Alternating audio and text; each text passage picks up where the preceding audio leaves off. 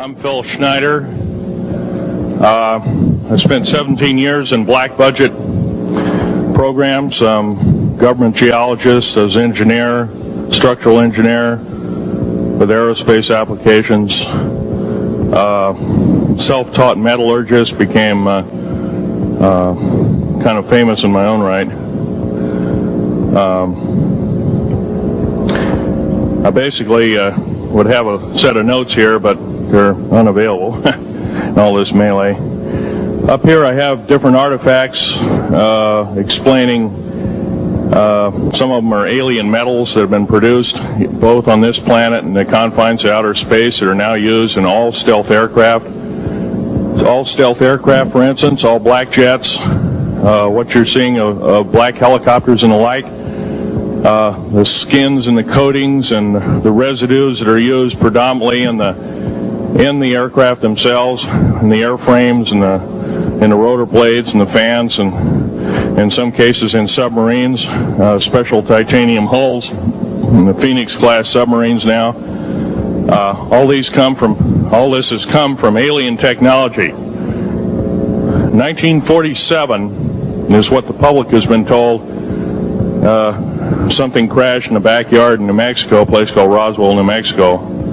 Unfortunately, that's what the public's been told. The military's known about the alien question for the better part of 70 years, and they first saw their glimpse of what was going on as early as 1909 in the American Southwest. Now, Army cavalry evidently were chasing some bandits, and they entered this cave. They were holed up in a cave, and what they found in there was flying discs and little gray guys and all kinds of weird things, and they didn't know how to explain that, and they wrote them down as best they could, and it's been in secret archives ever since. And it's up down by the Truth or Consequences area of New Mexico. Well, the alien thing is more than just what I'd call a non-visible threat. We on the surface, first of all information dealing with alien or alien reproduced technology or alien reproduced vehicles or any other kinds of things well hidden from the American public. Our black budget, for instance, garners $1.023 trillion every 2 years. It's over $500 billion a year.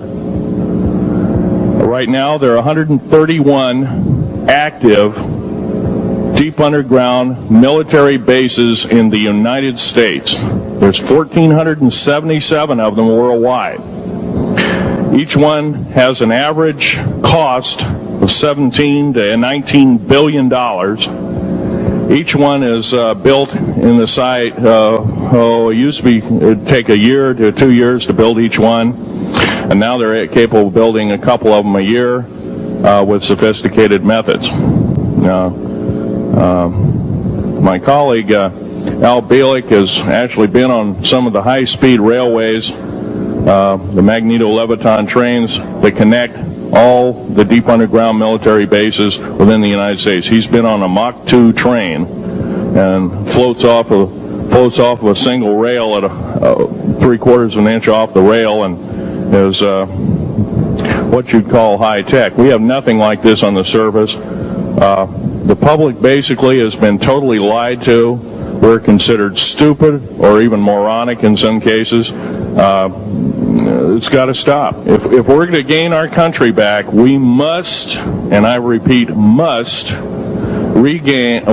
instill in our public officials, anybody that goes and does public service, they must tell us the truth. And if they cannot do this, then they must be impeached, or they must be removed from office. If this cannot occur, if the truth cannot totally come out, there are reasons for secrecy, for instance, but if the truth cannot totally come out, what's the use in us having anything called freedom? Okay, now I have pictures here that I'm going to show you during the break in artifacts, and I ask you to kind of look at them but not handle them. I have actual crashed retriever metal from Roswell, New Mexico. It's given to me when I was 14 years old. For instance, I've got other things. I've got pieces of this piece of titanium, a special titanium alloy made for everything from the original SR-71 Blackbird. That's old hat now. F-117A is their old hat now. They're making a whole new class of hypersonic above Mach 5 aircraft that employ extremely modern charged particle beam weapons. They don't even use lasers anymore. Computer enhanced imaging radar, although it's used in helicopters for public surveillance, computer enhanced imaging radar, and in satellite technology. The brand new kid on the block is a kind of infrared technology where a satellite 150,000 miles out in a geosynchronous orbit, or not quite geosynchronous orbit, but these spy satellites can literally look in and see a dime on the floor, say on your kitchen floor. They have a resolution factor of 99.999961. This particular piece of metal, I'm going to drop it on the floor here. It'll kind of ring like a bell. You can't break it. Withstand temperatures in excess of 7,500 degrees Fahrenheit. It has niobium in it. It also has mironite in it, element 123. Yeah, please do. It's in a non-crystalline form. This is just kind of a dripping out of the main crucible. Here's a crystalline example. It's in the scalenohedral crystalline form. We got this from the large grays technology. This is grown in the confines of outer space, which has not quite a super vacuum, but by the way, this is capable of withstanding temperatures in excess of 10,000 degrees Fahrenheit. It's great for certain parts of aircraft. This kind of material I work with on a daily basis. CIA base, it was originally a bombing range, a nuclear test site. It was later become the most secret base in the United States.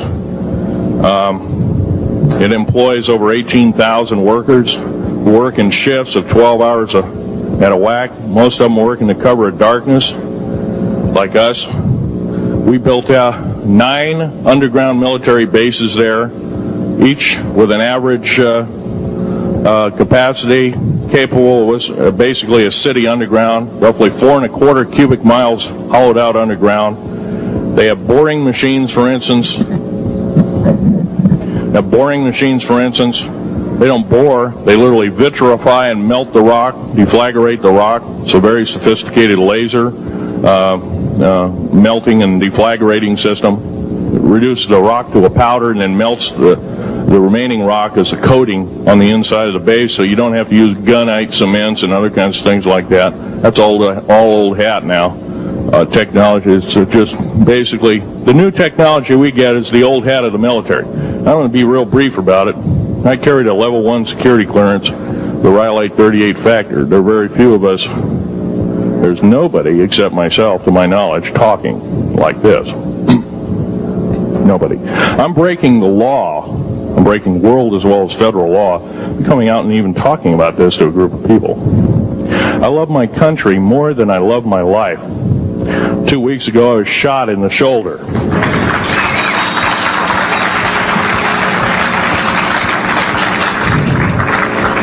I don't want to gore you women out, but I was shot in the shoulder up here. I recently have become friends of a retired FBI agent who took me under the wing. He says, I've never seen a person braver than you. And I said, well, there's more coming. Our patriot movement in these United States is going to pick up the ball, and we are going to kick the parasites out.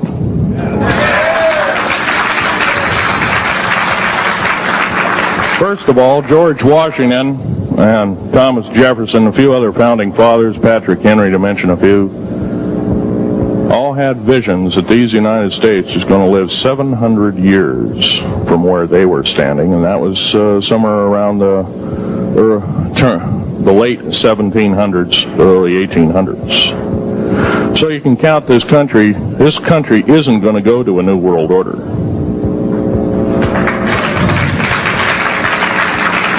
I believe firmly in constitutional law. I'm not very well skilled in it, and that's my embarrassment. But I'm going to be real blunt about it. The government that is now instilled in ruling over us are ruling as we're serfs and they're the kings and queens. Now, that's a feudal system. That isn't even a democracy. We are now being ruled by an autocracy and a technocracy. In other words, technical knowledge as rules as king, with a feudal type system. Feudal systems haven't been used in the last 350 years, and they're coming back like gangbusters. If we are complacent, if we do not speak out in droves, and I'm not just talking about me, I'm talking about a bunch of us getting together and getting on this stump and loving our country more than we love our lives, getting on, some of us are going to get killed. I almost got killed a couple of weeks ago. Hadn't been for an FBI, a retired FBI man, who risked his life, his career, everything, put it all on the line, and he didn't know me from Adam. A week prior to that, he listened to one of my tapes I gave up in Post Falls, Idaho, and I'm going to be very blunt about. He said that we need a lot more of you, but unfortunately we're not getting anybody. Well,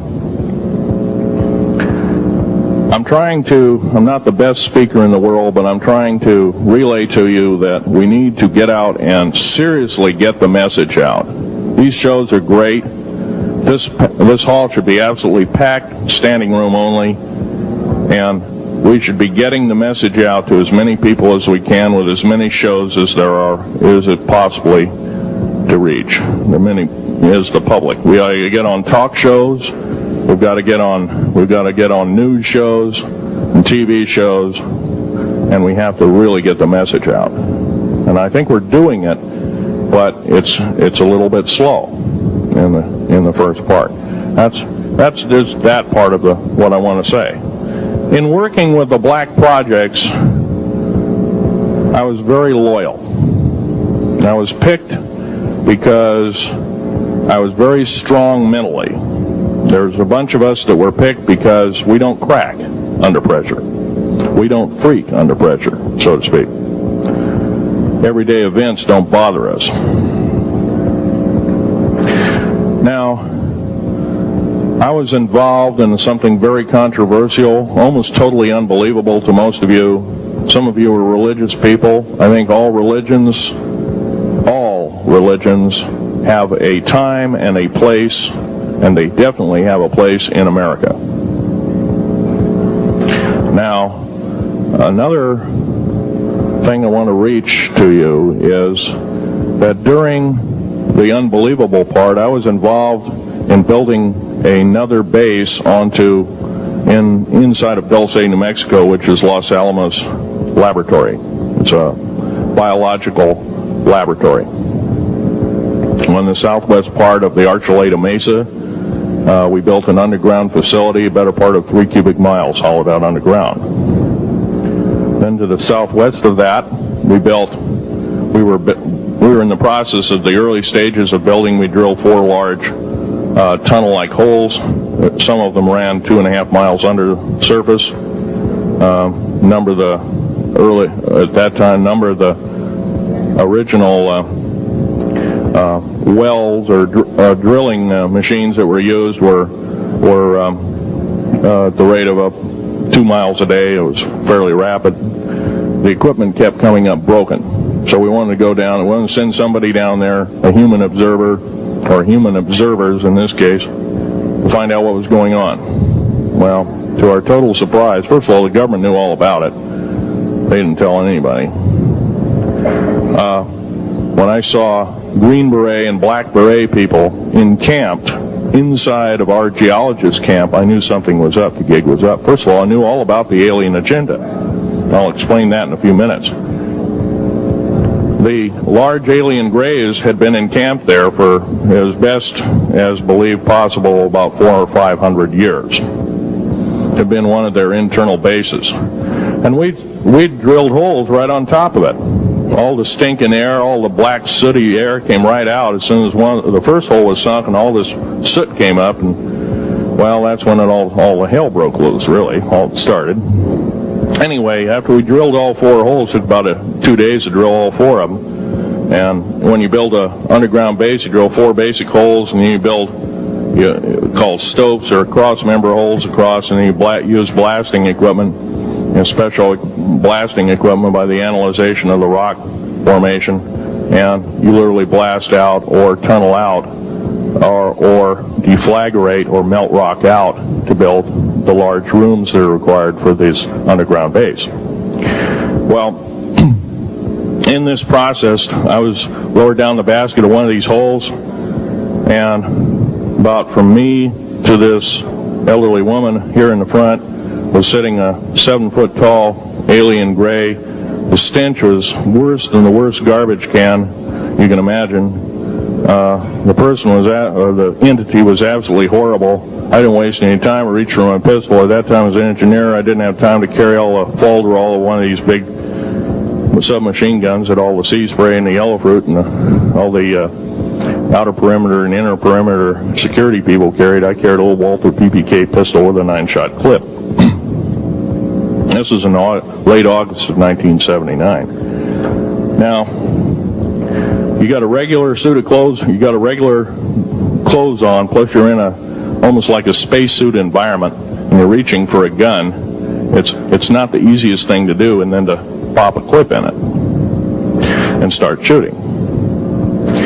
And I killed 2 of them. Yes, they're mortal, and they do die. One of them did this. All I remember is that he just kind of waved his hand in front of his chest, and the next thing I know, this blue beam hit me and just literally opened me up like a fish, and burnt my fingers right off of me. And it was some form of electrical force, because the kind of like being hit by a lightning bolt burned all my toenails off of me. Completely crispy crittered my left foot. Burnt the shoe right off of me. All I remember is the smoking remains, and I'm still conscious, but in and out of, I didn't remember much. And there was a Green Beret that was right behind me that risked his life. In fact, he died. But he risked his life. He shoved me back in the basket and hit the button and took me up. And I wouldn't be alive talking to you today if it wasn't for him. I'm forever indebted. He lost his life. 66 Secret Service agents, Green Berets, Black Berets, crack troops lost their lives because the government, our United States government, lied, did not tell us anything about the alien threat. There's a war underneath there, and I'm talking dead serious. It's been going on since that time. Since late August of 1979, our military, the Russian military, basically the militaries of the world, have been in constant conflict with the outer space alien. The small gray, the large gray, the reptilians, the whole thing. There are 11 distinct races of aliens. 2 are benevolent. 1 had to leave here in a hurry because their world is under attack, both on the surface as well as underground. There, the Pleiadians. They're familiar. Maybe some of you are familiar with that. Would some of you raise your hands who've heard of Billy Meyer and some of the, very good, about half the group. Well, Billy Meyer is one of these lucky people that they figured, well, he's kind of a simple type, we'll show him everything. Well, these are the benevolent aliens, and they've been here helping us. In fact, I have a picture, let me reach for it here.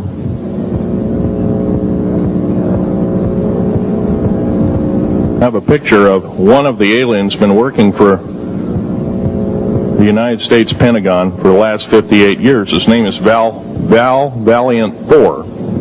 He's right here.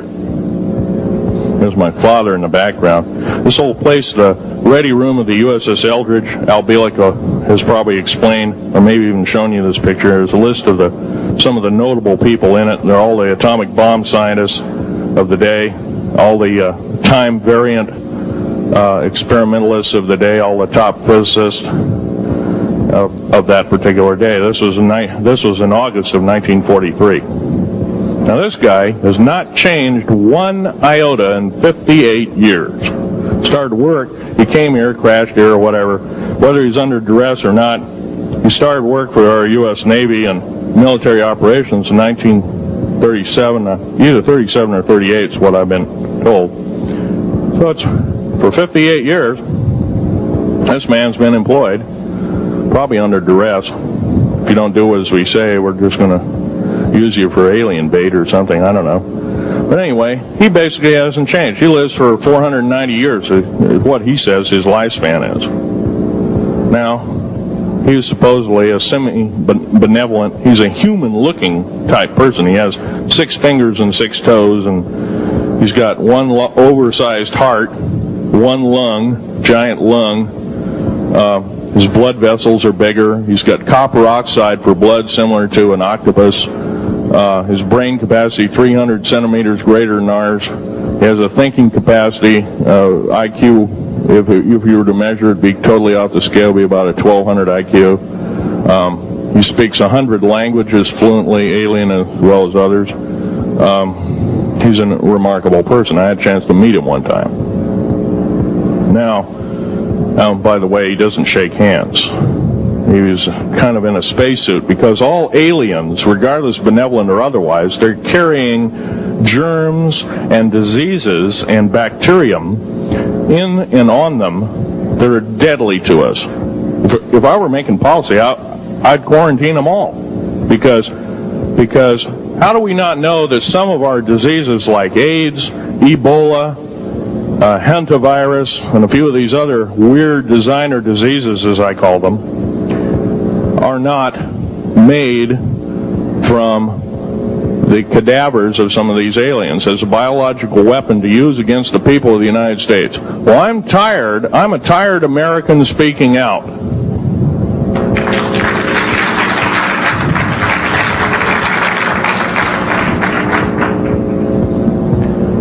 Now, what I'm telling you is kind of almost like a brain overload here. Back in 1946, we set off a number, actually 4 atomic bomb tests at Bikini Atoll. It's a group of islands in the South Pacific. I have an original photograph here with original language on the photograph that shows there is a large alien spaceship off a wingtip of a United States aircraft. It was a drone aircraft right at the point where the bomb was beginning to show a neutron flash cloud. Here's the bomb going off. Here's the airplane tip here, and here is the alien spacecraft. Now, in 1947, questions later, please. In 1947, after Roswell debacle, our military got before the U.S. Senate. They were hauled before the U.S. Senate and says, what's going on here? Well, we didn't know anything about discs until this happened. It flopped in our backyard. Total lie. They lied to the U.S. Senate. They should have been prosecuted as traitors. Anybody lying to a United States Senator or House of Representative, any Senator or House of Representative person, President of the United States, Vice President, any cabinet member lying to the American public is a traitor and should be dealt with in an appropriate fashion.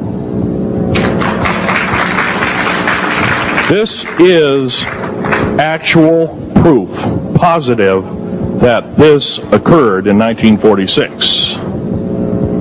Now, U.S. military knew all about flying discs, and flying disc technology is thoroughly early as 1933.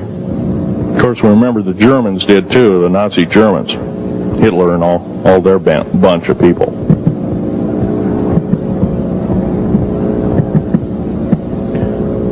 Now, it gets to the big question, if all this has been hidden from us, everybody says, well, where's the proof? I've got some of the proof laying on the table.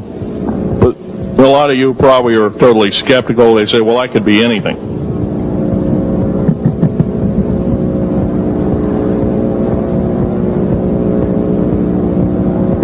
In my hand here, I have a piece of what's called corbamide. It's the heaviest element in the world. Element 140. This piece of material weighs 15 ounces. It's 3.5 times the weight of uranium. It cannot be made to emit gamma rays. It cannot be isotoped. It is totally stable. It is used in all stealth aircraft and all Phoenix-class submarines. When combined with other alien elements, it is impregnable. It cannot be melted with charged particle beam weapon. When properly combined in secretive compounds, it can withstand temperatures in excess of 10 million degrees Fahrenheit. It is grown by aliens who have given a good... The other side of the alien question is, some of these aliens have broken off from their mainstream and said, we're not getting a fair shake, and so this is what happens. And I'm talking about the alien grays. Some of them broken away. They're talk about not being popular. This particular piece of metal is an amazing piece of technology. Hey, what is going on with y'all, man? It's Black Balloon, and I'm coming back with another video. So y'all already know what's going on, man. All right, y'all, look, I hope y'all had a real good weekend, man. I'm just gonna come in right here, just to kind of introduce the video. I actually, I wanted to get this video out on my last channel, but, as always, we're here with the video now. Finally, we get the video on Phil Schneider. A lot of y'all over time have asked me to do this video, and this kind of video it's not the hardest thing to do, because there's a bunch of his old lectures online. So this was basically me just going and finding some of like the most important clips. And I may actually make this a part 2 because there's a lot. There's like an hour or 2 worth of information that's, pretty much worth listening to. So I may just do this in 2 parts just so we're not digesting the entire thing, that, everything that Phil Schneider talked about, just as far as, the black projects, all the government cover-ups and alien stuff and underground bases. It's a lot. It's a lot to take in and listen to. And as you listen to some of the lectures, you can kind of get lost in the information just because it's so much. So maybe we'll just do these in multiple parts just so we could digest the information. And so, just as far as everything, just real quick, this is just kind of those ones where I guess you kind of take it with a grain of salt. He goes down in history with guys like Bill Cooper and the ones that, they had the courage, they had the guts to expose this kind of stuff. And yes, it does sound left field.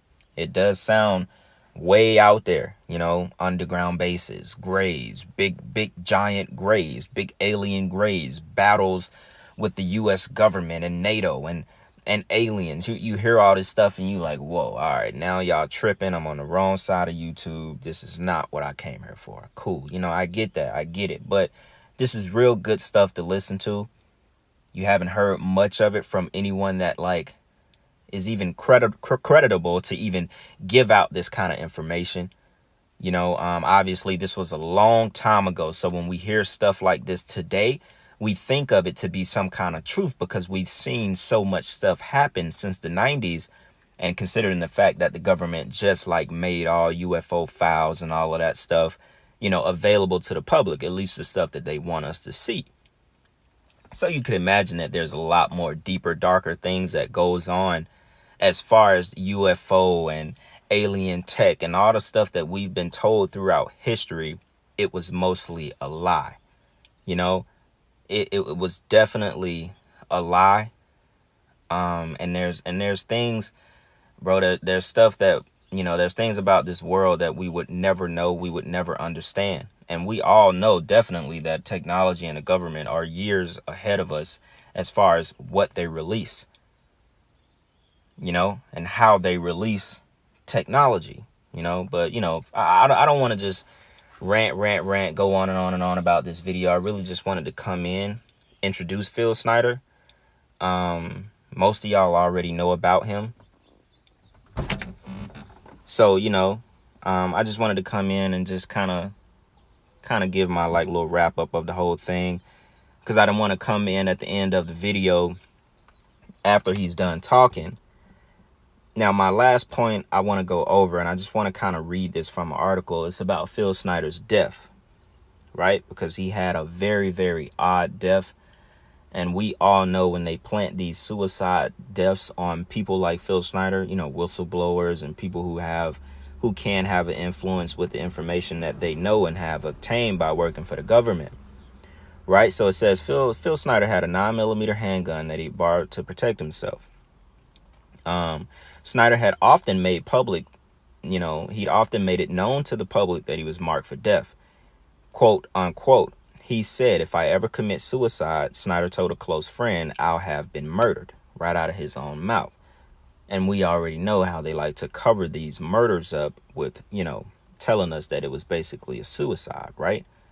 So he gave his last lecture. He went on a tour of giving lectures for about 2 years. He gave his last lecture 2 months before he died, right? January 17th, 1996. Philip Schneider was found dead in Wilsonville, Oregon. He had an apartment in Oregon, right? 1996, January 17th. A lot of us were just little kids. Some of y'all weren't even born. Some of y'all might be, you know, you might be adults. Who knows, right? So he had apparently been dead for several days. His body was found in what appeared to be an unusual position. His feet were under the bed. His head was in a wheelchair seat at an unusual angle, and the rest of his body was on the floor, hands by his side. Blood was found on the floor near his wheelchair, but no blood was found on the wheelchair. No wounds were on his body to account for the blood. No suicide note was ever found. All right, so we get some key points from this paragraph alone that lets us know that he was ritually killed. He was murdered by the people that he was already marked for death from. First, they said his body was found in what appeared to be an unusual position. Feet under the bed, head on the wheelchair seat, so propped up, and the rest of his body was on the floor. So his head was propped up, body on the floor, feet under the bed. Very unusual. Now, where we get that this was clearly a ritual is the fact that there was blood found on the floor near his wheelchair, but no blood found on the wheelchair. No wounds on his body to account for the blood. And, you know, obviously when they're coming for Phil's not going to be able to do too much fighting back. I think Phil had health problems. He had chronic lower back pain. I think he had,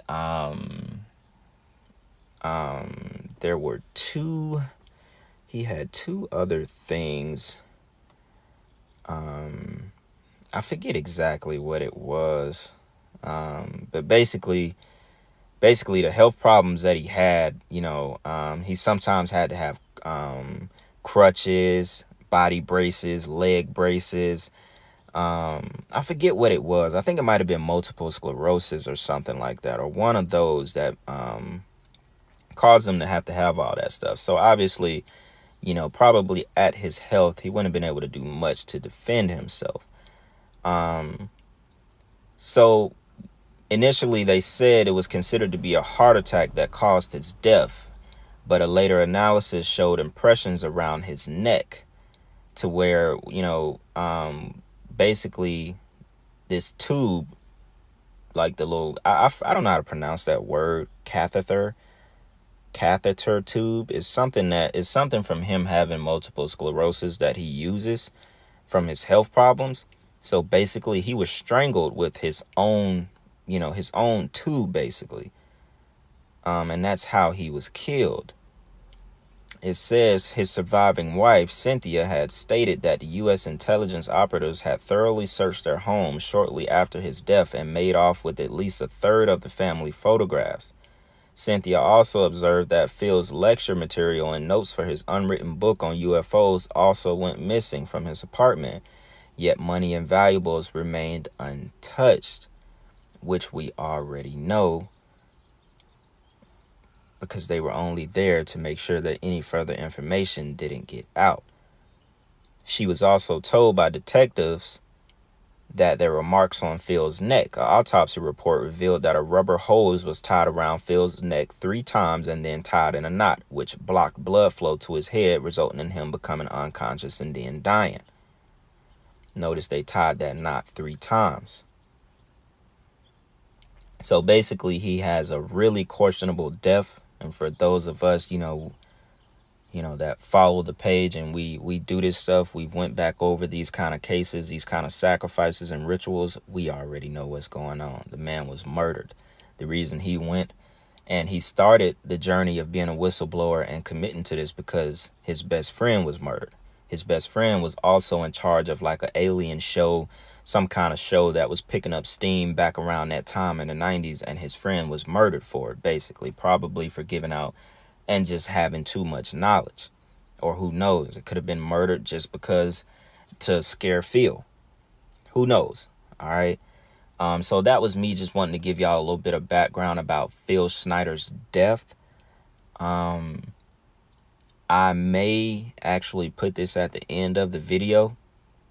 So if you hear this in the beginning of the video or the end of the video, don't take it anyway. I just didn't make my mind up on whether or not I wanted this to come in first or last. So that's that. So y'all already know what's going on, man. Like I said, man, hope y'all enjoyed this video. Hope y'all had a good weekend, man. It's Sunday. And y'all already know what's going on, man. We getting back on track. We getting this content out. And, with that being said, y'all holler at me in the comments. Let me know what y'all think about the video. Let me know about any future videos that y'all want me to do and that y'all want to see on the new channel. And let's get this thing back going, man. Let's get this channel even bigger than the last one, man. I need y'all to support, man. Show me that love that y'all love to do so much. And y'all already know what's going on. I appreciate it. Appreciate every last one of y'all, man. It's Black Balloon. And I'm going to see y'all soon. All right. I'm out.